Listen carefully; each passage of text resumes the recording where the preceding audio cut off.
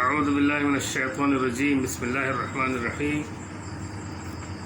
وقلنا یا آدم اسکن انت وزوجک الجنة وکلا منها رغدا حیث شئتما ولا تقربا هذه الشجرة فتكونا من الظالمين فأزلهما الشيطان عنها فأخرجهما مما كانا فيه وقلنا اهبطوا بعضكم لبعض عدو ولكم في الأرض مستقر ومتاع إلى حين فتلقى آدم من ربه كلمات فتاب عليه إنه هو التواب الرحيم قلنا اهبطوا منها جميعا فإما يأتينكم مني هدى فمن تبع هدايا فلا خوف عليهم ولا هم يحزنون والذين كفروا وكذبوا بآياتنا أولئك أصحاب النار هم فيها خالدون. عزیز طلباء، قرآن مجید کی ان آیات اور ان سے پہلے 2 دن پہلے جو درس دیا گیا تھا، ان میں حضرت انسان کو خلافت پر کے منصب پر فائز ہونے کا تذکرہ اور فرشتوں کے سامنے اس منصوبے کا اللہ رب العالمین کی جانب سے بیان، یہ ساری باتیں چل رہی ہیں. یہاں دراصل 3 کردار دکھایا گیا ہے. ایک تو فرشتوں کا کردار، ایک حضرت آدم علیہ السلام کا کردار، اور ایک ابلیس یعنی شیطان کا کردار. حضرت آدم علیہ السلام یعنی انسان کا جو کردار دکھائی دے رہا ہے کہ حضرت آدم علیہ السلام سے ایک چوک ہوئی اور اس غلطی اور چوک کا انہیں احساس ہوا فوراً، اور اللہ رب العالمین سے انہوں نے توبہ فرمائی اور رجوع کیا، اور اللہ نے ان کی توبہ کو قبول کیا. ابلیس یا شیطان کا جو کردار ہے کہ ابلیس نے اللہ رب العالمین کے حکم کی نافرمانی کی. اس نے انکار اور استکبار یعنی غرور اور گھمنڈ اور انکار کی روش اختیار کی اور اپنی اسی ہٹ دھرمی پر قائم رہا، اور اس نے ہمیشہ کے لیے اللہ تعالیٰ سے مہلت مانگ لی کہ میں انسان کو راہ حق سے گمراہ کروں گا، راہ ہدایت سے بھٹکاؤں گا. تو ایک طرف ابلیس اور شیطان کا کردار، اور دوسری طرف حضرت انسان کا کردار، اور فرشتوں کے ہاں جو سمع و طاعت کا جذبہ ہے کہ لا یعصون اللہ ما امرهم ویفعلون ما یؤمرون، اس کا تذکرہ. انہیں حکم ہوا کہ آدم کا سجدہ کرو، تو بے چوں چرا،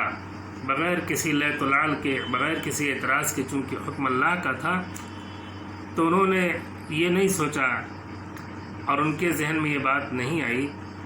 کہ آدم خاکی ہیں، مٹی سے پیدا ہوئے ہیں، اور میں نور سے پیدا ہوا ہوں، اور نور افضل ہے خاک سے. اس طرح کا وسوسہ اور اس طرح کا خیال اور اس طرح کا فطور ذہن میں نہیں آیا، اور فوراً اللہ کے حکم کی بجاوری کی. ایک چیز اور کہ اللہ تعالیٰ نے جب جنت میں داخل کیا حضرت آدم علیہ السلام کو اور ان کی اہلیہ حضرت حوا علیہ السلام کو، تو کہا کہ وَكُلَا مِنْهَا رَغَدًا، رغداً اے ہنیئاً واسعاً طیبا، عمدہ اور بھرپور اور لذیذ اور پاکیزہ غذا. اور کہا وَلَا تَقْرَبَا هَذِهِ الشَّجَرَةَ، دیکھو جنت کے سارے درختوں سے فیضیاب ہو، لیکن ایک درخت نشاندہی کر دی کہ اس درخت کے قریب مت جانا. اب یہ درخت کون سا درخت تھا، کس چیز کا درخت تھا؟ قرآن مجید اس سلسلے میں اور صحیح حدیث اس سلسلے میں خاموش ہے، لہٰذا اس بحث میں پڑھنے کی ضرورت نہیں، اور نہ اس کا کوئی فائدہ ہے کہ ہم متعین کریں اپنی طرف سے اندازہ لگائیں، گیس لگائیں کہ گیہوں کا درخت تھا یا زیتون کا درخت تھا یا اس طرح سے جو بھی باتیں تفسیر کی کتابوں میں ملتی ہیں، یہ سب اٹکل پچو باتیں ہیں۔ اسی طرح بڑی اچھی بات امام طبری رحمۃ اللہ علیہ نے کہی ہے کہ نہا آدم و زوجتہ عن اکل الشجرۃ بعینها، اللہ نے حضرت آدم اور ان کی بیوی حضرت حوا کو متعین ایک درخت کا پھل کھانے سے روکا، فاکلا منہا، اور یہ دونوں نے اس کا پھل کھا لیا۔ کہا ولا علم لنا بأی شجرۃ کانت علی التعیین، کہا ہمیں نہیں معلوم کہ متعین طور پر یہ کون سا درخت، کس چیز کا درخت تھا۔ اور اس کے بعد کا وذالک علم اذا علم لم ينفع العالم به علمه، کہا یہ ایک ایسا علم ہے، اس درخت کی تعین کا علم ایسا ہے کہ اگر کوئی جانتا ہو تو اس کا علم اس کو کوئی فائدہ نہیں پہنچائے گا، اور اگر کوئی نہ جانے تو نہ جاننے سے اس کو کوئی نقصان نہیں پہنچے گا۔ لہٰذا جس درخت سے روکا گیا تھا اس کون سا درخت تھا، اس کا نام کیا تھا، کس نوعیت کا تھا، اس میں پڑھنے کی کوئی ضرورت نہیں ہے۔ اسی سے ایک اشارہ ملتا ہے کہ اللہ تعالیٰ کے ہاں جو حلال جائز اور طیبات ہیں وہ زیادہ ہیں اور منہیات کم ہیں۔ جیسے جنت میں حضرت آدم علیہ السلام اور ان کی اہلیہ کے لیے پوری جنت کو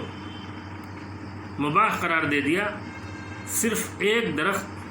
کی نشاندہی کر دی کہ اس درخت کے قریب نہ جاؤ، گویا منہیات کم ہیں اور جو مباحات ہیں، معمورات ہیں، وہ زیادہ ہیں۔ فتکون من الظالمین، کہا اگر اس درخت کے قریب جاؤ گے تو ظلم کرنے والوں میں سے ہوگے۔ جو بھی انسان کوئی خطا کرتا ہے، کوئی غلطی کرتا ہے چھوٹی بڑی، تو اس کا نتیجہ اسے خود جھیلنا پڑتا ہے اور اس کے اثرات خود اس پر مرتب ہوتے ہیں، اور وہ انسان دراصل گویا غلطی کر کے خود اپنے اوپر ظلم کرتا ہے۔ کہا فَأَزَلَّهُمُ الشَّيْطَانُ عَنْهَا، تو شیطان نے ان دونوں کو جنت سے بھٹکا دیا۔ ازلہ اے ازالہ، تو ازلہ کا ایک مطلب ہے کہ ازالہما اے نحاہما عن الجنہ، جنت سے دونوں کو دور کر دیا، ہٹا دیا، تو گویا کہ انہا میں ہا کی ضمیر جنت کی طرف لوٹے گی۔ اور بعض لوگوں کا خیال ہے کہ انہا میں ہا کی ضمیر جنت کی طرف نہیں بلکہ وہ شجرہ کی طرف ہے، تو اور پھر یہ ازلہما یہ زلل سے ہو جائے گا، تو گویا کہ تقدیر کلام میں ہوں گی کہ فَأَزَلَّهُمَ الشَّيْطَانُ عَنْهَا اے بِسَبَبِهَا، تو عنہا یہاں بِسَبَبِهَا کے معنی میں ہوگا۔ تو گویا کہ شیطان نے ان دونوں کو بھٹکا دیا اسی درخت کی وجہ سے، یعنی درخت کا پھل کھانے کی وجہ سے، جیسے قرآن مجید میں ایک دوسری جگہ ہے یُؤْفَكُ عَنْهُ مَنْ أُفِكَ اے یُصْرَفُ بِسَبَبِهِ مَنْ هُوَ مَعْفُوظ، تو یہاں بھی عنہ بسببہ کے معنی میں ہے، جیسے یہاں عنہا فَأَزَلَّهُمُ الشَّيْطَانُ عَنْهَا، اگر ضمیر کا مرجع شجرہ کو بناتے ہیں تو یہاں عنہا کے معنی بسببہ ہوگا۔ یہ بات متعین ہے کہ حضرت آدم علیہ السلام جمعے کے دن پیدائش ہوئی، جمعے کے دن جنت میں داخل کیے گئے اور جمعے ہی کے دن یہ جنت سے نکالے گئے، یہ صحیح حدیث میں ہے۔ البتہ ٹائم کیا ہے، عصر کا وقت ہے، مغرب کا وقت ہے، ظہر کا وقت ہے، اس سلسلے میں کوئی وضاحت نہیں ملتی ہے۔ صرف اتنی بات ہے کہ یہ جو واقعہ پیش آیا تھا جنت سے نکالے جانے کا اور زمین پر بھیجے جانے کا، یہ جمعے کے دن کا واقعہ ہے۔ ایک سوال یہ پیدا ہوتا ہے کہ حضرت آدم علیہ السلام جنت میں تھے تو شیطان کیسے جنت میں داخل ہو کر کے اور ان کو بہکایا، جبکہ وہ بھگا دیا گیا تھا۔ وَقَدْ طُرِدَ مِنْ ذَلِكَ طَرْدًا قَدْرِيًّا، قدری طور پر وہ وہاں سے بھگا دیا گیا تھا، مطرود تھا۔ تو اس کا جواب یہ ہے کہ اس ناطے اسی کو بنیاد بنا کر کے بہت سارے مفسرین کا خیال ہے کہ جس جنت سے حضرت آدم علیہ السلام کو نکالا گیا تھا وہ جنت آسمان میں نہیں بلکہ زمین میں ہے۔ لیکن جمہور کا خیال ہے کہ وہ جنت آسمان ہی میں ہے، اور انہوں نے اس کا جواب یہ دیا ہے کہ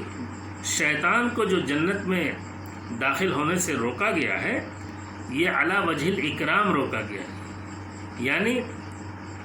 علی وجہ الاکرام معزز طور پر باوقار انداز میں شیطان جنت میں نہیں داخل ہو سکتا ہے، لیکن اما علی وجہ السرقۃ والاہانہ، چوری چھپے اور اہانت اور ذلت کے ساتھ جنت میں وہ جا سکتا ہے۔ اور بعض مفسرین کا خیال ہے، انہوں نے یہ توجیہ کی ہے کہ یحتمل انہ وسوس لہما وهو خارج عن باب الجنہ عند باب الجنہ، یعنی شیطان جنت میں داخل نہیں ہوا، گیٹ سے باہر تھا، وہیں سے اس نے حضرت آدم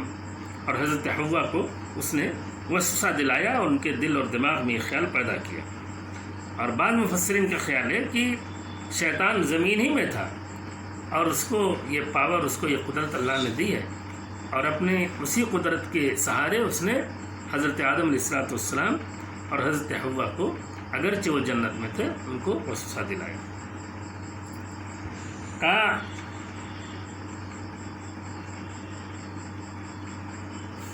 فَأَزَلَّهُمُ الشَّيْطَانُ عَنْهَا فَأَخْرَجَهُمْ مِمَّا كَانَ فِيهِ وَقُلْنَا اهْبِطُوا بَعْضُكُمْ لِبَعْضٍ عَدُوٌّ، کہا ہم نے کہا جاؤ زمین میں، بعضکم لبعض عدو، تم میں ایک دوسرے کا دشمن، یعنی انسان شیطان کا دشمن، شیطان انسان کا، یہ بالکل دشمنی فطری ہے۔ انسان اور شیطان کا ایک دوسرے کے لیے عدو ہونا، دشمن ہونا، اور اس میں رشتہ عداوت کا ہونا یہ کلیئر ہے۔ اگر انسان اپنے اصل مقام اور مرتبے سے جب گر جاتا ہے تب وہ شیطان سے دوستی کرتا ہے، لیکن اگر انسان کو یہ معلوم ہو کہ اس دنیا میں اس کا مقام و مرتبہ کیا ہے تو ایسی صورت میں وہ شیطان سے دوستی نہیں کر سکتا ہے۔ تو اصل رشتہ جو شیطان اور انسان کے درمیان ہے وہ عداوت ہی کا ہے۔ کہا وَلَكُمْ فِي الْأَرْضِ مُسْتَقَرٌّ وَمَتَاعٌ إِلَىٰ حِينٍ فَتَلَقَّىٰ آدَمُ مِن رَّبِّهِ كَلِمَاتٍ فَتَابَ عَلَيْهِ إِنَّهُ هُوَ التَّوَّابُ الرَّحِيمُ۔ حضرت آدم علیہ السلام نے اپنے رب سے کچھ کلمات سیکھے، توبہ کے کلمات، اور اس سے پہلے میں نے ذکر کیا تھا، بتایا تھا کہ وہ کلمات یہی تھے ربنا ظلمنا انفسنا وَإِن لَّمْ تَغْفِرْ لَنَا وَتَرْحَمْنَا لَنَكُونَنَّ مِنَ الْخَاسِرِينَ۔ یہی کلمات دعا تھے جن کو حضرت ابراہیم حضرت آدم علیہ السلام اور حضرت حوا نے پورے اخلاص کے ساتھ اور پورے سوز اور درد کے ساتھ اللہ رب العالمین سے توبہ کی، اور اللہ نے ان کی توبہ قبول کی۔ قُلْنَا اهْبِطُوا مِنْهَا جَمِيعًا فَإِمَّا يَأْتِيَنَّكُم مِّنِّي هُدًى، اللہ نے دنیا میں بھیجا اور ایک وصول، ایک ضابطہ اس نے بتا دیا۔ حضرت آدم علیہ السلام کو دنیا میں بھیجتے ہی یہ ضابطہ بتا دیا، اور وہ ضابطہ آج تک اور قیامت تک کے لیے وہ قائم ہے، اس میں کوئی چینجنگ، تبدیلی نہیں ہو سکتی۔ اللہ کی اس سنت، اللہ کے اس ضابطے میں کوئی تبدیلی نہیں ہوتی۔ فَإِمَّا يَأْتِيَنَّكُم مِّنِّي هُدًى